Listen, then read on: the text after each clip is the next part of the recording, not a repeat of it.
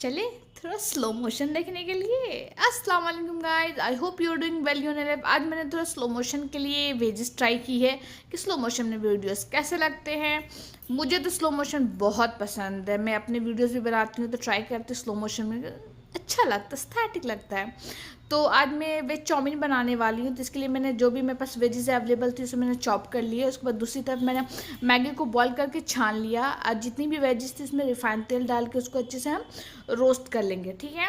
उसके बाद मैगी हमारी ऑलमोस्ट रेडी हो गई है। उसके बाद ये हम लोग जो वेजेस में नमक, गोलकी और मैगी मसाला ऐड ऑन कर देंगे। उसके बाद उसको अच्छे से भून लेंगे, ज़्यादा नहीं भूनना, बस हल्का सा।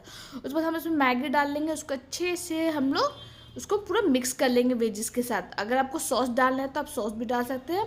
मैंने टमाटर डाला तो इसलिए मुझे सॉस डालने की ज़रूरत नहीं। इसके बाद मैं चिली फ्लेक्स डालूंगी। उसके बाद हमारी मैगी बिल्कुल तैयार है, टेस्टी टेस्टी एंड डिलीशियस। आप भी ये रेसिपी ज़रूर ट्राई करें। थैंक यू, अस्सलाम वालेकुम।